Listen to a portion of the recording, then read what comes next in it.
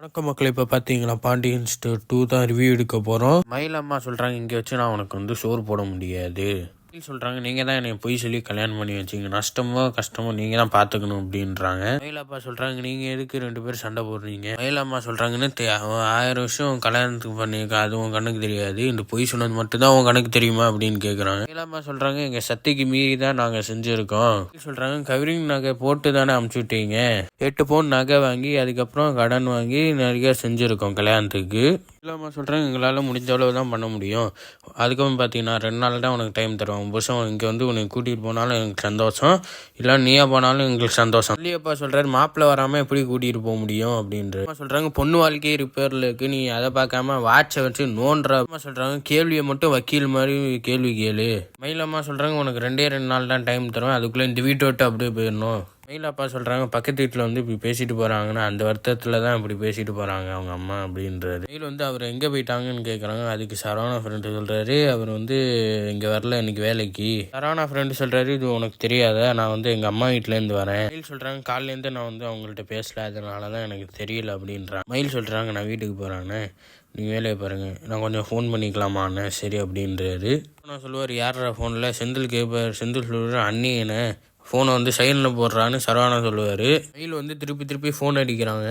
செந்தில் வந்து சொல்கிறாரு, அண்ணி ஃபோன் அடிச்சுட்டே இருக்காங்க. சொல்லுவார், ஃபோனில் சைலண்டில் போடுறா. செந்தில் சொல்கிறார், திருப்பி ஃபோன் அடிக்கிறாங்கண்ணே.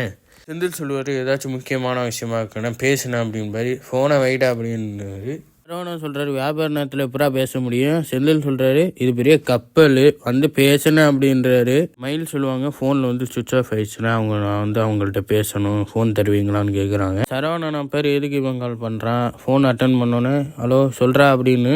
மயில் சொல்லுவாங்க, நான் மயில் பேசுகிறேன்.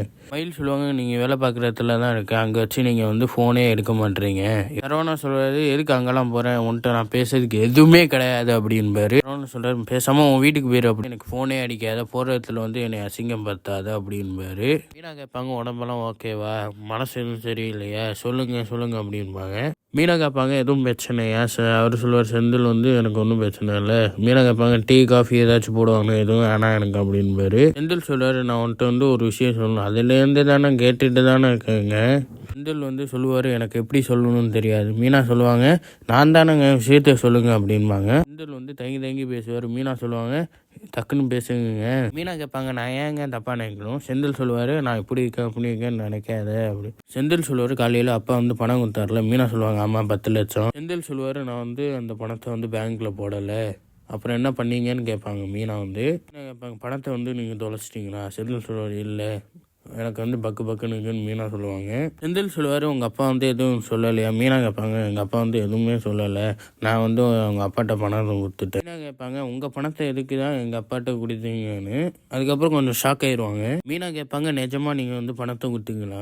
செந்தில் சொல்கிறார், ஆமாம் நான் கொடுத்துட்டேன். மீனா சொல்லுவாங்க, பணத்தை வந்து கொடுத்துட்டீங்களா? செந்தில் சொல்கிறார், ஆமாம். நீங்கள் என்ன இப்படி பண்ணுறீங்க, தெரிஞ்சா பண்ணுறீங்க தெரியாமல் பண்ணுறீங்களா அப்படியே திட்டு. மீனா சொல்லுவாங்க, அந்த லஞ்சத்தை கொடுத்து அந்த வேலையை வாங்கலான்னு எவ்வளோ உத்தியோகம் சொல்கிறேன், நீங்கள் எக்ஸாம் எழுதிங்கன்னா பாஸ் ஆயிடுவீங்கள்ல, நீங்கள் கேட்குறதே கிடையாதுங்க. சொல்கிறாரு, வேலைக்காக தான் நான் பணத்தை எடுத்தேன், சம்பளம் வந்தால் நான் வந்து அப்படியே எல்லாத்துக்கும் கொடுத்துருவேன் அப்படின்றது. சம்பளம் வந்துச்சுன்னா தூக்கிட்டு எங்கேயும் போக மாட்டேன், எல்லாருக்கும் நான் செலவு பண்ணுவேன் அப்படின்றாரு. சொல்லுவாங்க, நீங்கள் என்ன காரணம் சொன்னாலும் நீங்கள் பண்ணது தப்புன்னுவாங்க. சொல்லுவாங்க, அந்த பணத்தை வாங்கி பேங்க்கில் போட்டுருங்க. செந்தில் சொல்லுவார், அது இனிமேல் முடியாது. செந்தில் சொல்லியிருப்பாரு, கொடுத்தவங்களுக்கு கொடுத்துருப்பாரு. மீனா சொல்லுவாங்க, மாமாட்டையாச்சும் சொல்லுங்கள் விஷயத்த.